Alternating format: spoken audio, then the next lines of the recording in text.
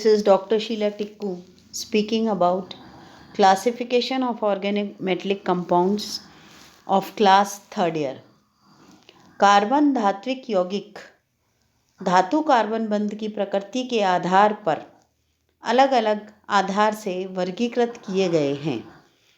पूरी periodic table देखें तो जो यौगिक sodium, magnesium, scandium, titanium, chromium में आते हैं वो आयनिक हैं, बीच वाले कोवलेंट हैं और सबसे अंत वाले जो हैं वो पाई बॉन्डेड कॉम्प्लेक्सेस हैं। कार्बन धात्विक यौगिकों को मुख्य रूप से 3 वर्गों में वर्गीकृत किया जाता है। यह वर्गीकरण धातु कार्बन बंध की प्रकृति के आधार पर किया गया है। पहला है आयनिक यौगिक, दूसरा है सहसंयोजक यौगिक और तीसरा है डीलोकलाइज्ड यौगिक। पहला आयनिक यौगिक उच्च विद्युत तत्व जिसकी विद्युत ऋणता 1.2 से कम होती है आयनिक कार्बन धात्विक यौगिक कहलाते हैं, जैसे C2H5Na, C2H5K, C2H5Mn। आयनिक यौगिकों के समान से हाइड्रोकार्बनिक विलायकों में जैसे बेंजीन वगैरह में ये घुलनशील होते हैं।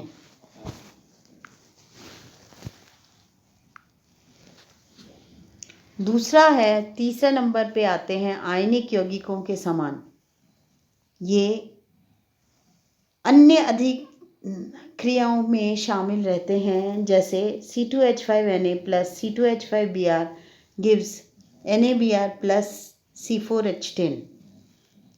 चौथा है, ये यौगिक प्रतिस्थापन अभिक्रियाएं दर्शाते हैं, यानी डिस्प्लेसमेंट रिएक्शंस दिखाते हैं और इन डिस्प्लेसमेंट रिएक्शंस में मैग्नीशियम, कैल्शियम, सोडियम की तरह के यौगिक आते हैं। फिर है कोवलेंट कंपाउंड्स। कोवलेंट कंपाउंड्स की विद्युत ऋणता 1.5 से 2 के मध्यम रहती है। ऐसी धातुओं में विद्युत ऋणता कार्बन से कम होती है, जैसे lithium, beryllium, aluminium, zinc, boron, silicon etcetera. इसके अंदर कुछ यौगिक रेखीय होते हैं, कुछ त्रिकोणीय होते हैं, कुछ चतुष्फलकीय और कुछ वर्गाकार समतलीय यौगिक भी पाए जाते हैं। इस तरह के यौगिकों के वर्गीकरण के लिए हम अलग अलग तरह के यौगिकों का इस्तेमाल करते हैं।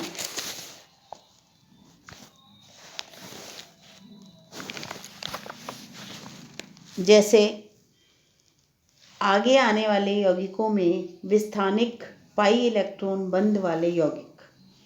पाई इलेक्ट्रॉन बंध वाले यौगिकों के अंदर compounds with delocalised pi electron bonded कहलाते हैं।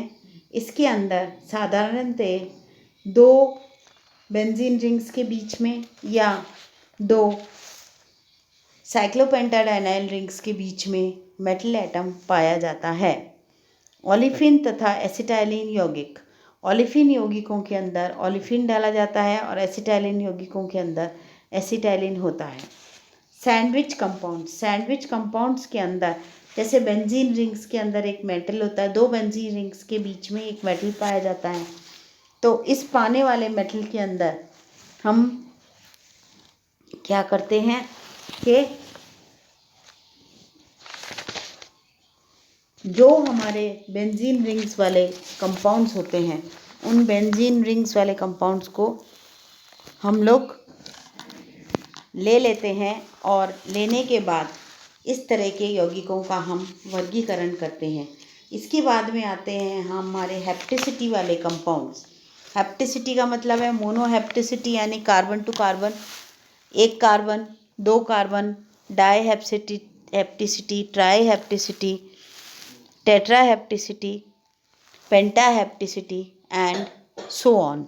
इस तरह के कंपाउंड्स के अंदर जो हेप्टिसिटी पाई जाती है उसमें हमारे जो यौगिक हैं वो नीटा 1, नीटा 2, नीटा 3 इस तरह के कंपाउंड्स पाए जाते हैं। नीटा 1 के अंदर आपके जो कार्बन एटम्स हैं वो कार्बन एटम्स किस तरह के होंगे?